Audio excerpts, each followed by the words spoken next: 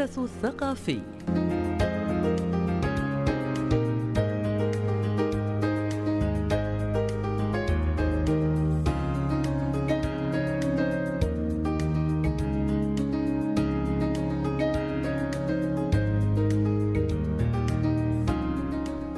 أهلا بكم. لم يعد التوثيق في عصرنا مجرد ترف أكاديمي أو عمل ثانوي، بل بات ضرورة حتمية تمليها طبيعة العصر الرقمي وسرعة التغيير. ومن الوظائف التي يطلع بها التوثيق صون الذاكرة الثقافية، فهو الحصن المنيع الذي يحمي المنجزات الأدبية من النسيان والانجراف في تيار الزمن، وبدونه قد تضيع أعمال شعراء كبار وتتلاشى مساهماتهم. 25 عاما من الشعر الأردني الفصيح في عهد الملك عبدالله الثاني بن الحسين هو الإصدار الثالث عشر في المسار التوثيقي للباحثة المغربية فاطمة بهراكة، وضم 247 شاعرا وشاعرة من الأردن. تعد فاطمة بهراكة نموذجا يحتذى به في هذا المضمار. لم تقتصر جهودها على مجال واحد أو بلد واحد، بل امتدت لتشمل آفاقا واسعة في العالم العربي. فبالإضافة إلى 25 عاما من الشعر الأردني الفصيح، وثقت للشعر في العديد من البلدان العربية. ماذا في تفاصيل العمل الجديد؟ نستضيف مباشرة من مدينة فاس في المملكة المغربية الباحثة الأستاذة فاطمة بهراكة. صباح الخير أستاذة فاطمة، أهلا وسهلا بك في إذاعة الشرق وفي لبنان. صباح الأنوار أستاذة ماجدة، أهلا وسهلا بك. أهلا وسهلا، مبروك بالبداية أستاذة فاطمة هذا الإصدار الجديد بهذه المسيرة الطويلة والمتعبة والمرهقة من الأعمال التوثيقية والبحثية. كيف نستطيع أن نقول اليوم بعد كل هذا العمل والمجهود على مدى سنوات، كيف تحاول أن تستمر فاطمة بهراكة في متابعة هذا العمل المضني؟ كما تفضلت، فإن المجال التوثيقي هو مجال صعب للغاية، مجال المشاق بكل ما تحمله الكلمة من معنى.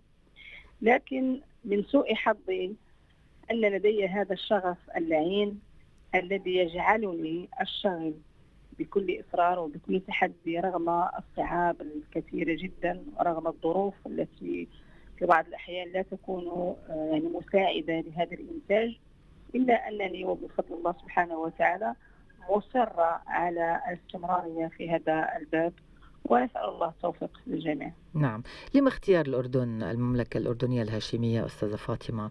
نحن نعلم إذا أردنا الإطلال على جزء من إصداراتك السابقة كان قبل الأخير الشعر المصري، قبله كان الشعر المغربي والعراقي ومن دولة الإمارات، وبالطبع العديد العماني أيضا، وبالإضافة إلى العديد من الكتب التوثيقية والأفكار الجديدة في هذا المضمار. لما اخترتي اليوم الأردن؟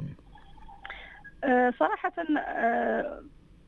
بالنسبة لي أخذت على عاتقي أن أشتغل كل سنة على بلد، سنة تخص مملكة والسنة الأخرى تخص جمهورية.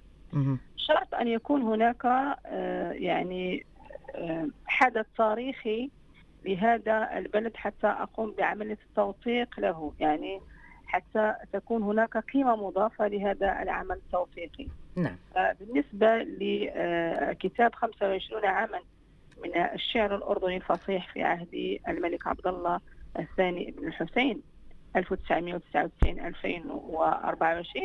هو عبارة عن احتفاء بعيد الجلوس خلال ربع قرن من عهد الملك عبدالله الثاني أطال الله عمره. ولكن لما الربط بالأحداث التاريخية؟ ماذا يضيف الحدث التاريخي على التوثيق الشعري؟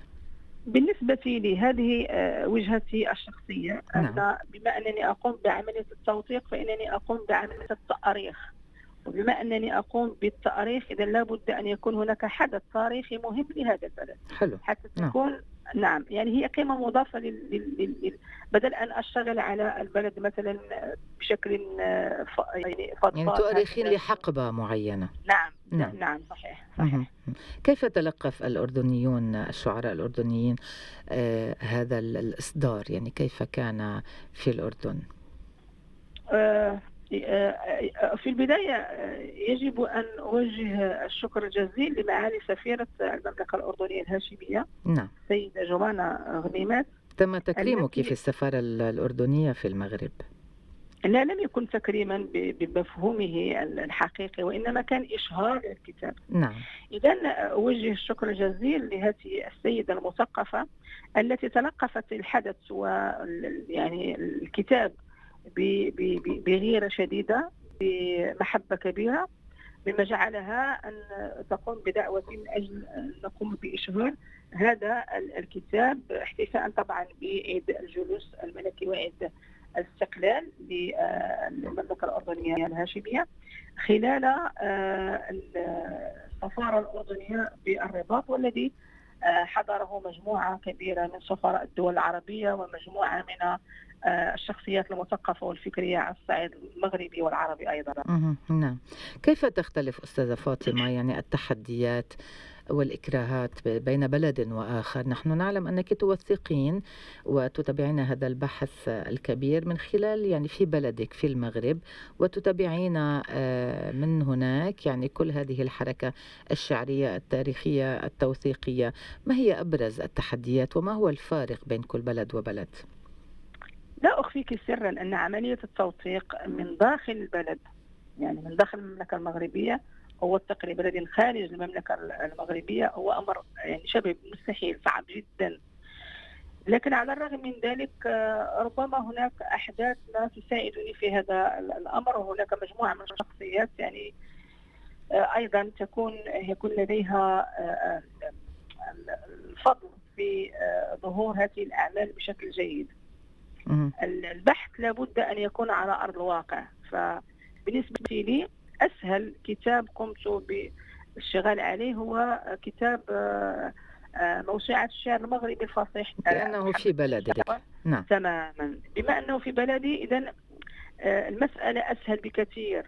لدي خيوط الربط، لدي مجموعة من البيانات، وبالتالي كان الأمر أسهل بكثير. لكن عندما أشتغل على بلد آخر ولم أزره، هناك بلدان قمت بالتوثيق لها وزرتها، كانت نوعا ما أسهل من البلدان التي لم أقم بزيارتها. هكذا تتعرفين يعني شخصيا على الشعراء. طبعا عندما تكون هناك دعوة رسمية لزيارة هذا البلد، كما حدث مثلا في السودان أو سلطنة عمان، نعم. يعني خلال اشتغالي على العمل تم توجيه الدعوة لي، ويعني تواصلت مباشرة مع الشعراء وما إلى ذلك. فكانت المسألة نوعا ما محفزة أكثر حتى تتعرفي على مجموعة من الأشياء التي ربما تكتشفينها لأول مرة، كما حدث مثلا في سلطنة عمان من خلال إظهار ولأول مرة في تاريخ الشعرية العمانية ظهر اسم حسين الحبسية التي كان يبحث عنها العديد من الباحثين، ولكن وجودي داخل البلد، اشتغالي على الحدث مباشرة، يعني هناك مجموعة. التوثيق ليس هو تجميع كما يعتقد البعض، هو حدث، يعني تقومين مثل الأمن، مثل البوليس، يعني تقومين شرطة، يعني تقومين بطرح سؤال ومحاولة الإجابة عن هذا السؤال وهكذا، يعني إلى أن تصلي إلى البيانات التي تريدين. نعم. بالنسبة للأردن للأسف الشديد لم توجه لي أي دعوة، وطبعا كنت أتمنى يعني أن تكون هذه الدعوة حتى يكون هناك إثراء أكثر للكتاب. فكما تعلمين أن جميع الكتب كيفما كان الشغال عليها وكيفما كانت احترافية هذا الباحث يعني تتسم بنوع من النقصان، لكن استطعت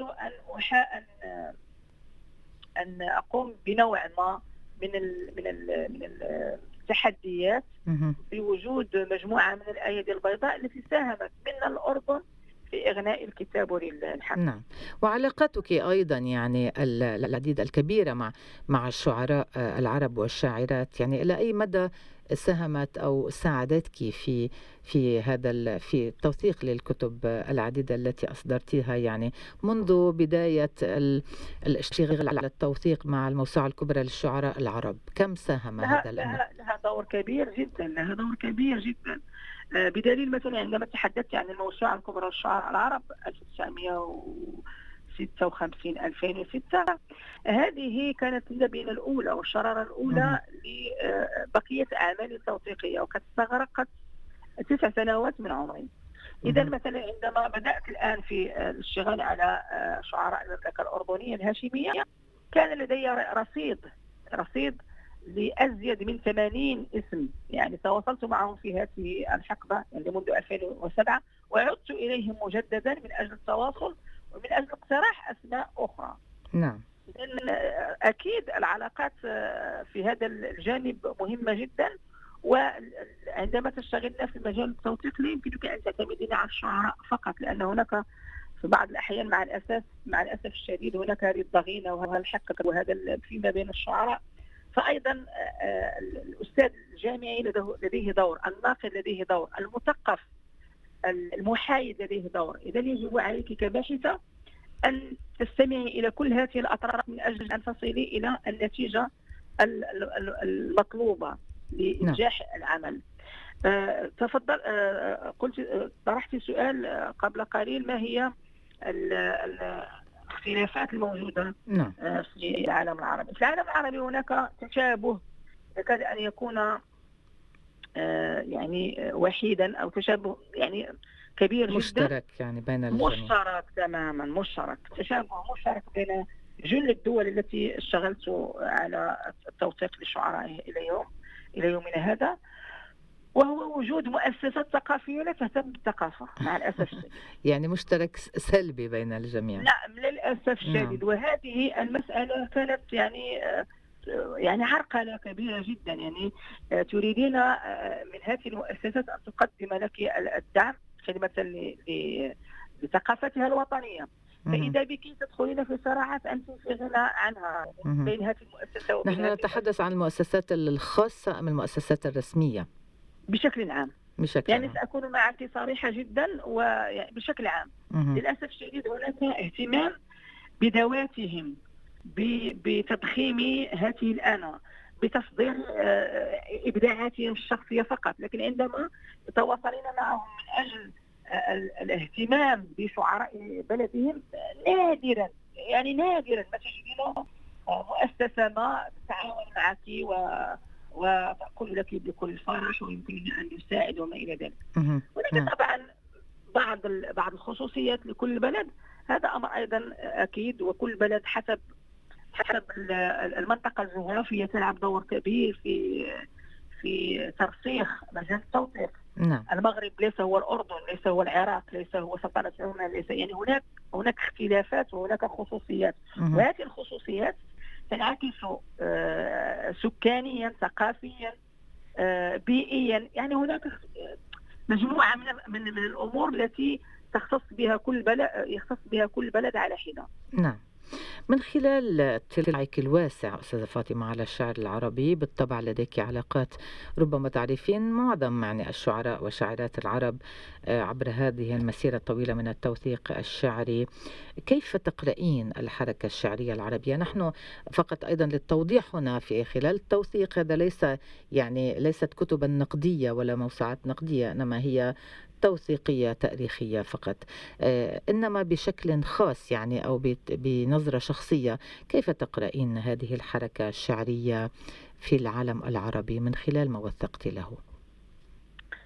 الحركة الشعرية في العالم العربي إذا تحدثنا عنها من خلال يعني المشاركات ومن خلال الإنتاج ومن خلال حركة يعني قوية، حركة لديها تأثير على المستوى الفكري. يعني هناك حركة إيجابية، هناك صعود ونزول، هناك مجموعة من الشعراء الكبار، هناك شعراء يعني يحاولون اقتداءهم وهكذا.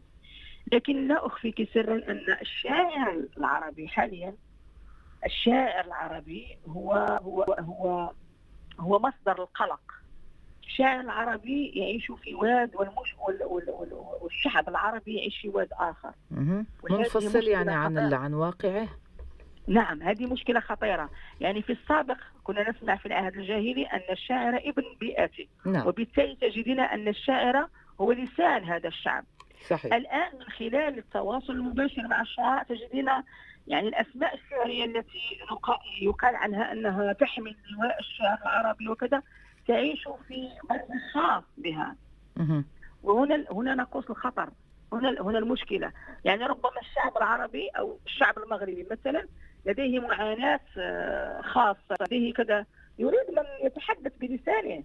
الشاعر المغربي تجد له مثلا يتحدث عن الغزل، نعم. يعني الشاعر في واد والشعب في واد آخر، وهذا هو الخطر الكبير على الشعر العربية الحالية. يعني يعيش الشاعر في برجه العاجي ما زال حتى اليوم، رغم يعني المعاصرة التي يشهدها الشعر، ورغم العولمة ورغم كل شيء ما زال هناك في هذا البرج العاجي.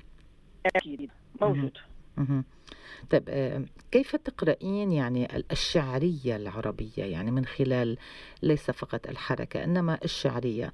هل هناك شعرا يعني بقدر ما هناك شعراء؟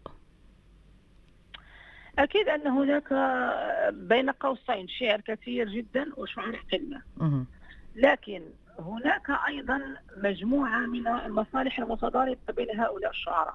مثلا عندما أقوم أنا كباحثة بالتوثيق لقصيدة النصر أو القصيدة التفعيلة، تجدين شعراء القصيدة العمودية متشنجون من هذه المسألة ولا يعتبرون نهائيا أن قصيدة التفعيلة وقصيدة النصر شعرا.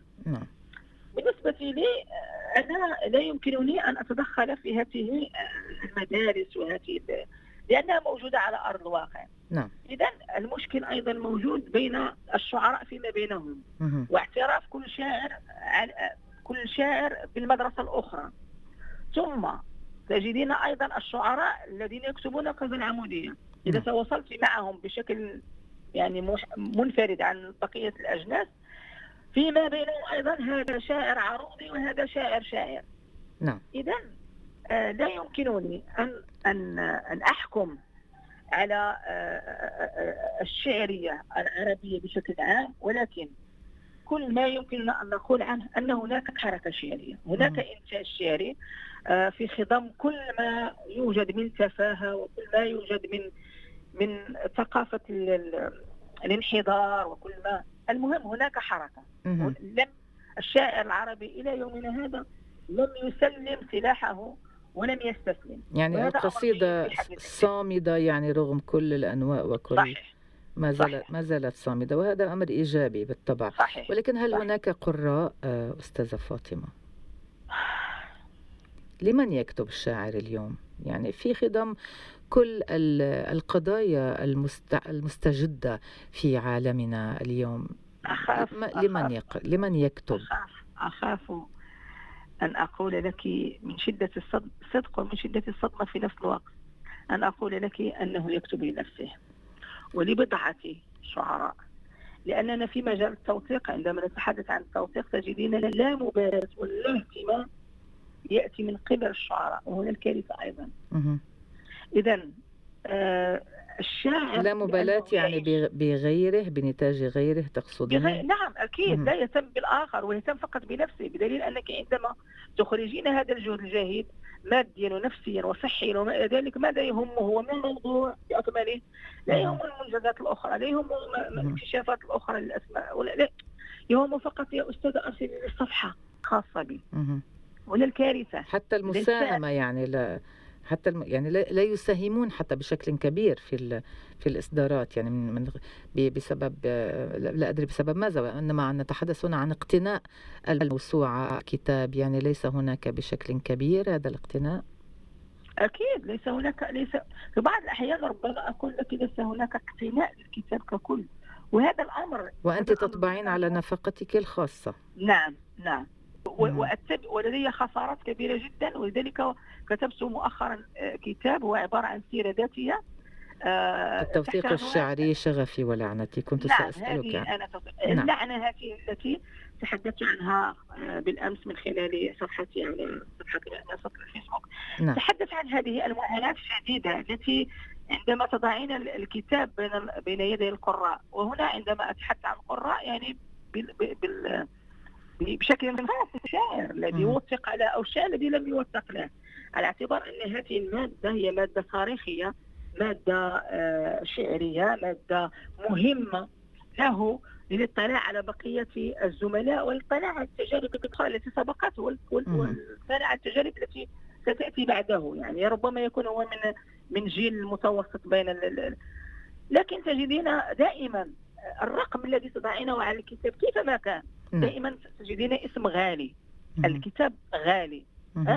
وبالتالي هذه أيضا إكراهيات أخرى، يعني إكراهات شديدة جدا لا يمكن للفرد يعني كفاطمة بوهراك أن تتحملها. نعم.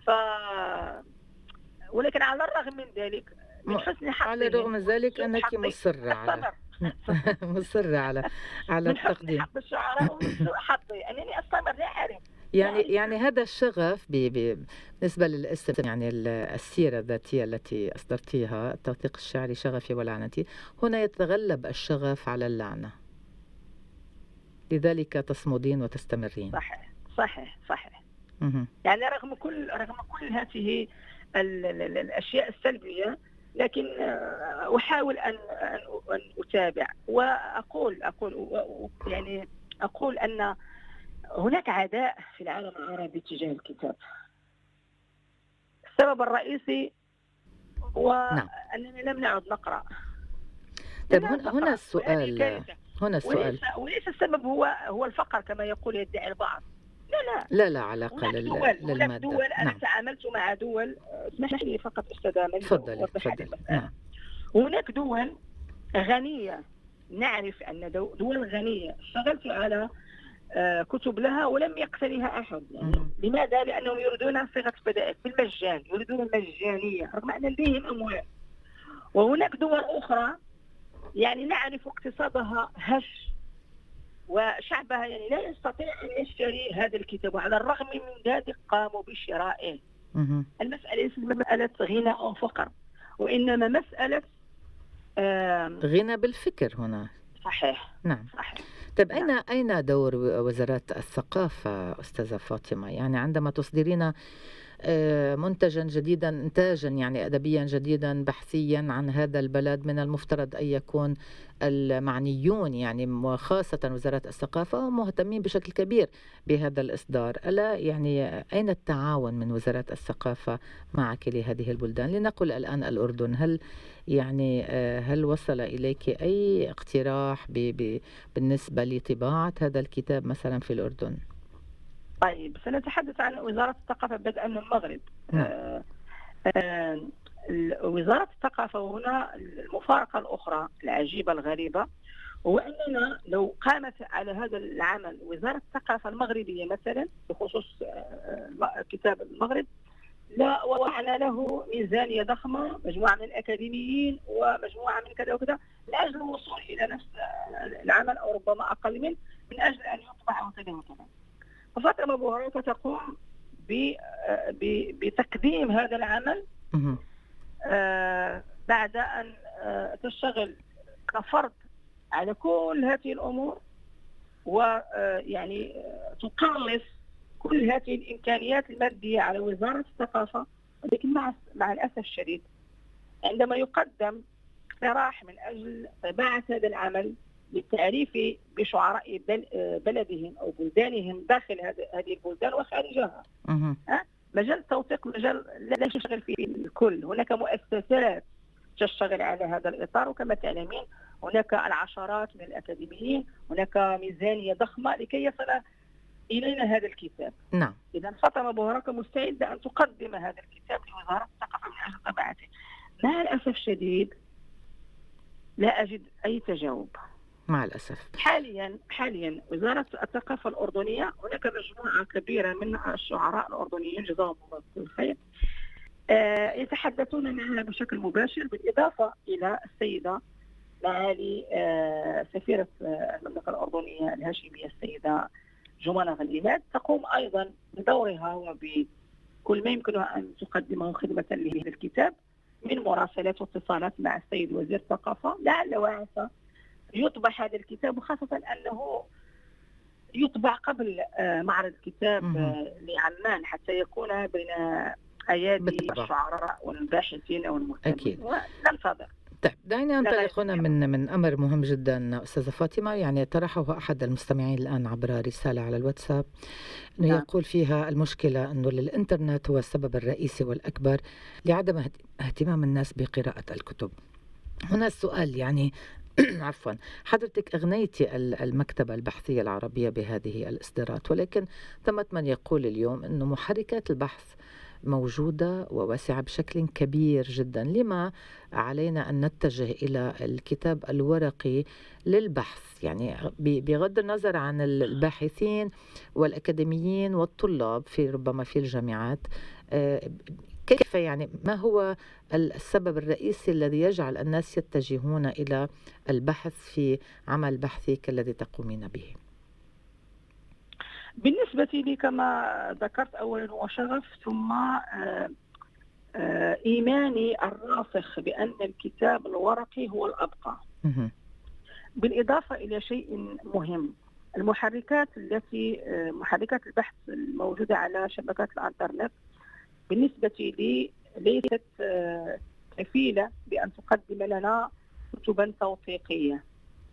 المحركات الحالية دورها معروف وتسير من جهات معروفة، وسيأتي يوم ما ويتم إزالة كل هذه الشبكات ويعود إلى الورقي. وساذج من يعتقد أن هذه الأمة التي تعيش اليوم هي أول الأمم التي اشتغلت على الانترنت. هناك سابقة اشتغلت على الانترنت، والانترنت لديه دور ما يقدم لجهات ما من اجل هدف ما لازالته في الوقت الذي يريدونه من اجل كتابة تاريخ يناسبهم. الورقي الذي نقوم به نحن اليوم هو الذي سيبقى واجهة منافسة له. نعم. أنا مثلا كباحثة عندما مثلا أضع الشاعر ماجدة ضاغر على الإنترنت مثلا، هل كل ما أريده أنا كباحثة من سيرة هذه الشاعرة ومن صورها ومن قصائدها موجودة على الإنترنت كما تريد هي وكما تريد هي أن توصله للجمهور؟ في بعض الأحيان تجدين السير مزورة، نعم، فيها تفخيم وفيها كذا، وهي على أرض الواقع غير بعيدة كل بعد عن كل هذا النوم. في بعض الأحيان تجد لك قصائد ربما تجاوزها الشاعر، كتبت مثلا في مرحلة شبابه، فيريد مثلا أن يقدم شعره من خلال هذا الكتاب بشكل أكثر نضجا. نعم.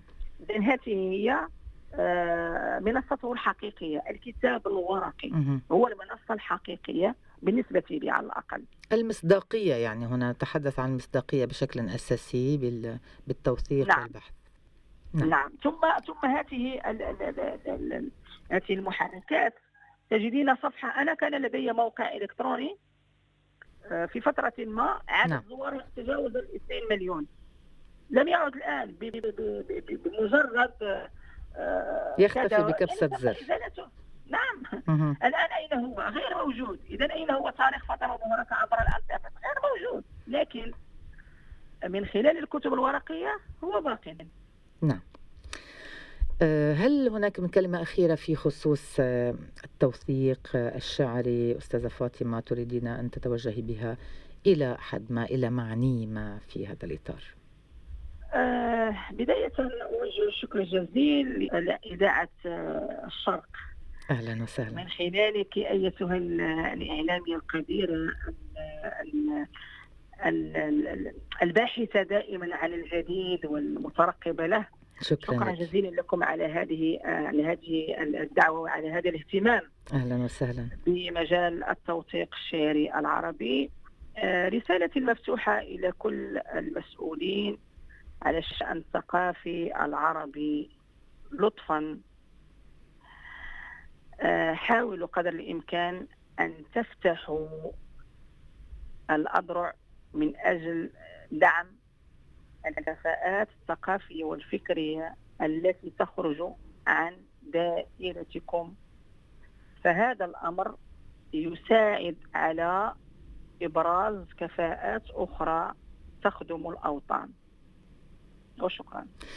شكرا جزيلا لحضرتك الأستاذة الباحثة والشاعرة أيضا أستاذة فاطمة بوهراكة، كنت معنا مباشرة من مدينة فاس من المغرب، المملكة المغربية الحبيبة. نحملك سلاما إلى جميع الأصدقاء هناك وإلى المغرب أيضا. وتحدثنا في هذا اللقاء عن إصدارك الجديد 13 في مسيرتك التوثيقية الشعرية، 25 عاما من الشعر الأردني الفصيح في عهد الملك عبد الله الثاني بن الحسين. أهلا وسهلا أستاذة فاطمة وشكرا جزيلا لك. شكرا لكم أيضا. شكرا. من 7 حتى 9 صباحا، من الاثنين إلى الخميس، الشرق اليوم مع ماجد داغر.